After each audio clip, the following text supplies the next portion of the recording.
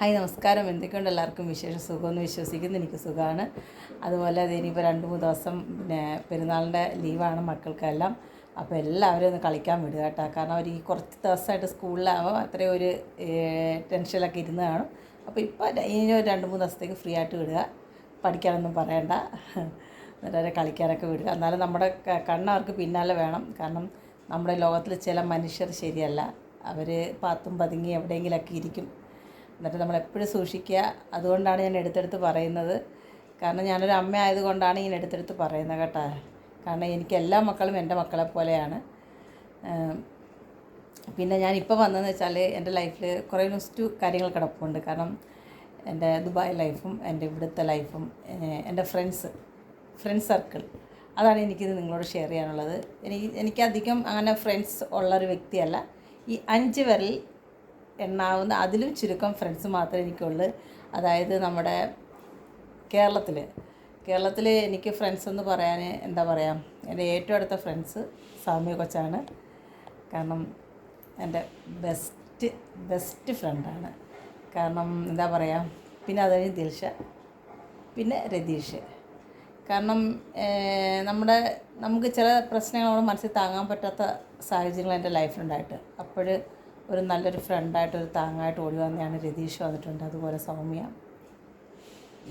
ഇവർ രണ്ടുപേരാണ് എൻ്റെ ലൈഫിൽ എനിക്ക് എന്താ പറയുക, പിടിച്ചു നിൽക്കാൻ പറ്റാത്ത ഘട്ടങ്ങളിൽ എനിക്ക് ഒരു ഹെൽപ്പ് പറയാമല്ലോ. തീർച്ചയായിട്ടും ഞാൻ മനസ്സ് തുറന്ന് തന്നെയാണ് പറയുന്നത്. കാരണം രതീഷ് എൻ്റെ വർഷങ്ങളായുള്ള ഒരു ഫ്രണ്ടാണ്. ശരിക്കും എൻ്റെ ഫേസ്ബുക്ക് ഫ്രണ്ടായിരുന്നു. പക്ഷേ എൻ്റെ ലൈഫിൽ എൻ്റെ ഒരു ഏറ്റവും അടുത്ത സുഹൃത്തായി മാറി. സൗമ്യ ഞങ്ങൾ ഒരുമിച്ച് വർഷങ്ങൾക്ക് മുമ്പ് ഒരു 10-22 വർഷത്തെ പഴക്കമാണ്. ഇന്ന് അവളുടെ മകന് 18, താൻ +2 പഠിക്കുന്നത്. അതിന് +2 അവൻ പഠിക്കുകയാണ്. അന്നേരം ഞങ്ങൾ തമ്മിലുള്ള വർഷത്തിൻ്റെ പഴക്കം നിങ്ങൾ ആലോചിച്ചോടെ. കല്യാണത്തിற்கு മുമ്പേ ഉള്ള പരിചയമാണ്. കാരണം ഇത്ര വർഷങ്ങൾ കഴിഞ്ഞാലും നമുക്കൊപ്പം നിൽക്കുക ചില ബന്ധങ്ങളെന്ന് വെച്ചാൽ നമുക്കത് നമ്മൾ കൊടുത്തു വെച്ച ആൾക്കാരെന്ന് തന്നെ ഞാൻ പറയാം. കാരണം അന്നും സൗമ്യ ഇങ്ങനെയാണ്, ഇന്നും സൗമ്യ ഇങ്ങനെയാണ്. കാരണം അന്നത്തേക്കാൾ കൂടുതൽ കുറച്ചും കൂടെ അടുത്തു എന്ന് പറയാം സൗമ്യയോട് ഇപ്പം. കാരണം എനിക്കവൾ ഭയങ്കര മോട്ടിവേഷൻ തരുന്ന ഒരാളാണ്. കാരണം എന്ത് ചെയ്താലും നീ അത് ചെയ്യണം, തെറ്റായിട്ടല്ല, എനിക്ക് ഭയങ്കര മെൻ്റൽ ഹെൽത്ത് തരുന്നൊരു വ്യക്തിയാണ് സൗമ്യ. എൻ്റെ അടുത്ത് വന്ന് ഒരു മണിക്കൂർ ഇരുന്നാലും ഭയങ്കര പോസിറ്റീവ് എനർജിയാണ് പുള്ളിക്കാരി. അതുപോലെ രതീഷിനെ കുറിച്ച് പറയുകയാണെങ്കിൽ നമ്മൾ എന്തൊരു ബുദ്ധിമുട്ട് വരുന്നത്, പെട്ടെന്ന് നമ്മൾ വിളിച്ചൊരാവശ്യം പറയടാ, എൻ്റെ കയ്യിൽ എനിക്ക് കുറച്ച് ആവശ്യമുണ്ട്, കുറച്ച് പൈസ വേണമെന്ന് പറഞ്ഞാൽ സ്പോട്ടിൽ എവിടെ നിന്നായാലും നമുക്ക് സഹായിക്കും. കയ്യിലില്ലെങ്കിൽ കയ്യിലില്ലടാ എന്ന് പറയും. അങ്ങനൊരു വ്യക്തിയാണ് ദിൽഷയെന്ന് വെച്ചാൽ സൗമ്യയുടെ ഫ്രണ്ടാണ്. പക്ഷേ അവൾക്ക് എന്നെ അറിയാം, വർഷങ്ങൾക്ക് മുമ്പ് എന്നെ അറിയാം. പക്ഷേ ഇപ്പം ഞങ്ങൾ സൗമ്യയായിട്ട് ഞാനും ഫ്രണ്ട്സിൻ്റെ ഇടയ്ക്കാണ് ദിൽഷ വരുന്നത്. അങ്ങനെ പിന്നെ ദുബായിലെന്ന് പറയാൻ എനിക്ക് 10 വിരലിൽ എണ്ണാവുന്നധികം ഫ്രണ്ട്സുണ്ട്. അതിൽ ഏറ്റവും എടുത്തു പറയുന്ന സ്ഥലക്കാർ കണ്ണൂക്കാർ തന്നെയാണ്. കാരണം നല്ല മനുഷ്യരാണ്. ആഹാരം ഭയങ്കര എന്താ പറയുക, ഒരു മനസ്സറിഞ്ഞ് വിളമ്പുമെന്ന് പറയുന്ന ആൾക്കാരാണ് കണ്ണൂക്കാർ. എനിക്ക് ഭയങ്കര ഇഷ്ടമുള്ള സ്ഥലമാണ് കണ്ണൂർ. അതുപോലെ അവിടെയുള്ള ഓരോ മനുഷ്യരെയും ഇഷ്ടമാണ്. കാരണം ഈ പെരുന്നാൾ സമയത്ത് എനിക്ക് അവർ ബിരിയാണിയൊക്കെ തന്നിട്ടുണ്ട്. ബിരിയാണി ഉണ്ടാക്കി തരാൻ പറ്റുന്നവർക്ക് ഹോട്ടലിൽ നിന്ന് ഓർഡർ ചെയ്ത് തരും. അങ്ങനെ പല രീതിയിലും നല്ല നമ്മുടെ ഒപ്പം നമ്മുടെ മനസ്സറിഞ്ഞ് നമ്മുടെ കൂടെ നിൽക്കുന്ന ആൾക്കാരാണ് കണ്ണൂർക്കാരെന്നാണ് എൻ്റെ വിശ്വാസം. എനിക്ക് ഏറ്റവും ഇഷ്ടപ്പെട്ട സ്ഥലവും കണ്ണൂരാണ്. മുത്തപ്പൻ്റെ സ്ഥലവും കണ്ണൂരാണ്. അങ്ങനെയാണ്. പിന്നെ വയനാട്ടിനെ കുറിച്ച് ചോദിച്ചു കഴിഞ്ഞാൽ വയനാട് എനിക്ക് ഒറ്റ ഒരു ഫ്രണ്ടേ ഉള്ളൂ. എൻ്റെ ലൈഫിൽ എനിക്ക് വയനാട്ടിൽ ഒറ്റ ഒരു ഫ്രണ്ടേ ഉള്ളൂ.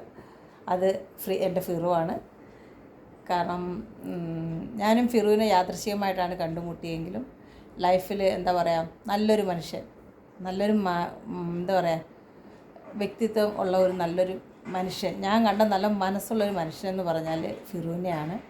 കാരണം കുറേ കഷ്ടതകളും കുറേ ദുഃഖങ്ങളൊക്കെ അനുഭവിച്ച് ഏതൊരു സിറ്റുവേഷനിലും ഒരു മനുഷ്യനെ ഹെൽപ്പ് ചെയ്യാൻ ഒരു മടിയില്ലാത്തൊരു മനുഷ്യൻ. ചതിയില്ല, വഞ്ചനയില്ല, ഒരാളെ ഉപദ്രവിക്കണമെന്നില്ല, കുറ്റങ്ങൾ പറയില്ല. ഫാമിലിക്ക് വേണ്ടി ഇത്രയും കഷ്ടപ്പെടുന്നൊരു വ്യക്തിനെ എൻ്റെ ലൈഫിൽ ഞാൻ കണ്ടിട്ടില്ല, ഫിറു. പിന്നെ വിനുവേട്ടൻ എന്ന് പറയുന്നത് വലിയൊരു ബിസിനസ് മാനാണ് ദുബായിൽ. എൻ്റെ അറിവിലൊരു ബിസിനസ് മാനാണ്. അതുപോലെ ഞാൻ ഫ്രണ്ട് സർക്കിൾ കണ്ടുമുട്ടിയ വ്യക്തിയാണ്. കണ്ടുമുട്ടിയ അന്ന് മുതൽ ഒരു ബിഗ് ബ്രദറിൻ്റെ സ്ഥാനം കൊടുക്കുന്ന ഒരു വ്യക്തിയാണ്. യാദൃശ്യമായിട്ട് കണ്ടിട്ടുള്ളൂ എങ്കിൽ പോലും ആ ഒരു സ്നേഹം ഇന്നും വിനുവേട്ടനോടെ ഉണ്ട്. അതൊരിക്കലും മറക്കില്ല വിനുവേട്ടനെ. പിന്നെ കൂട്ടുകാരികൾ, ഒരു പെണ്ണ് നന്നാവുന്ന ഒരു പെണ്ണിന് കണ്ടുവിടാത്ത കാലമാണല്ലോ, അറിയാമല്ലോ. പിന്നെ ഇപ്പോൾ ഈ റീസണിൽ മെനഞ്ഞാന്ന് വർഷങ്ങൾക്ക് ശേഷം, ഒരു 9 വർഷത്തിന് ശേഷം എൻ്റെ ഒരു ഫ്രണ്ട് എന്നെ വിളിച്ചിരുന്നു. സീന, വളരെ സന്തോഷം. ദുബായിലാണ് പുള്ളിക്കാരി. വിളിച്ചതിൽ വളരെ സന്തോഷം. മറന്നില്ലല്ലോ, ഓർത്തിരിക്കുന്നല്ലോ, അത് തന്നെ വളരെ സന്തോഷം. അവളുടെ മോളെ എനിക്കറിയാം. മുഖം 18 വയസ്സായെന്ന് പറഞ്ഞ് പഠിക്കുന്നു. അവിടെ ചെറിയ പ്രായത്തിൽ ഞാൻ കണ്ടിട്ടുണ്ട്. അന്നേരം പിന്നെ അവിടെ എനിക്ക് എടുത്തു പറയാൻ പിന്നെ ജാൻസി ചേച്ചി, അത് നമ്മുടെ ചങ്കാണ്. കാരണം ഒരു അമ്മയുടെ സ്നേഹവും ഒരു ചേച്ചിയുടെ സ്നേഹവും എല്ലാം ഒരുമിച്ച് തന്നൊരു സ്ത്രീയാണ്. കണ്ണൂക്കാരിയാണ്. ശരിക്കും ഫുഡ് തന്നൊരു സ്ത്രീയാണ്. എനിക്ക് ഫുഡില്ലാഞ്ഞിട്ടല്ല, കാരണം അവർ വെക്കുന്നതിൽ ഒരു പങ്ക് എനിക്ക് തരണമെന്ന് അവർക്ക് നിർബന്ധമായിരുന്നു. അതുകൊണ്ട് എനിക്കിഷ്ടമുള്ള സാധനങ്ങളൊക്കെ ചോദിച്ച് പറഞ്ഞ് ആ ചേച്ചി ഉണ്ടാക്കി തരുമായിരുന്നു. ജീവിതത്തിൽ ഒരിക്കലും ആ വ്യക്തിയും ലൈഫിൽ നിന്ന് മറക്കാൻ പറ്റത്തില്ല. ഞാൻ ബന്ധങ്ങൾ ഒരിക്കലും സ്റ്റോപ്പ് ചെയ്യുന്ന വ്യക്തിയല്ല. സോറി. കാരണം തുടർന്ന് തന്നെ പണം കട്ട് ചെയ്യാൻ വേത്തന്നെ ചുമച്ച് കഴിഞ്ഞത്. കാരണം എൻ്റെ സർക്കിളിൽ വർഷങ്ങളായ ഫ്രണ്ട്സാണ് എനിക്കൊപ്പം ഉള്ളത്. ഒരിക്കലും ഇന്നലെ വന്നത് അല്ലെങ്കിൽ ഇന്ന് വന്നത് അങ്ങനെയില്ല. ഈവൻ ഫേസ്ബുക്ക് ആണെങ്കിൽ പോലും വർഷങ്ങളായിട്ട് എൻ്റെ ഒപ്പം ഇരിക്കുന്ന ഫ്രണ്ട്സുണ്ട്. ചിലവരെൻ്റെ ബർത്ത്ഡേക്ക് മാത്രം വിഷ് ചെയ്യുന്ന ഫ്രണ്ട്സുണ്ട്. അപ്പം ഞാൻ ഫ്രണ്ട്സിൻ്റെ കാര്യത്തിൽ അങ്ങനെ ഇത്രയും ചുരുക്കം ആൾക്കാരുടെ എൻ്റെ ലൈഫിലുണ്ട്.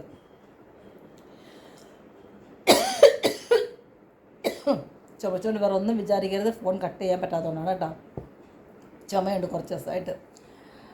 അപ്പോൾ എന്താ പറയുക, എൻ്റെ ഈ കഥ പരമ്പരയെ വിട്ട് ഇതും കൊണ്ട് നിങ്ങൾ അറിയണമല്ലോ ഞാൻ എന്തൊക്കെയാണ്, എന്താണ്, ഇല്ലെങ്കിൽ എൻ്റെ സർക്കിളിലുള്ള ആരൊക്കെയാണ്, എൻ്റെ ബന്ധങ്ങൾ എന്താണ്, ഇതൊക്കെ നിങ്ങളും അറിഞ്ഞിരിക്കണമല്ലോ. അതുകൊണ്ടാണ് ഞാൻ പറയുന്നത്. വേറൊന്നും വിചാരിക്കരുത്. അപ്പോൾ എല്ലാവരും സന്തോഷത്തോടെ സമാധാനത്തോടെ പെരുന്നാളൊക്കെ ആഘോഷിക്കുക, അടിച്ചു പൊളിക്കുക, ടൂറൊക്കെ പോകുന്നവർക്ക് ടൂർ പോവുക. ഇപ്പോൾ ഒരു ക്ലൈമറ്റൊക്കെ മാറി നിൽക്കണം, ദൂരെ ഒന്നും പോകാൻ നിൽക്കണ്ട. നമ്മുടെ ഉള്ള സ്ഥലത്ത് തന്നെ ഇരിക്കുക, സന്തോഷമായിട്ടിരിക്കുക ഫാമിലി ഒത്ത്. പിന്നെ മൂവിയൊക്കെ കാണുക.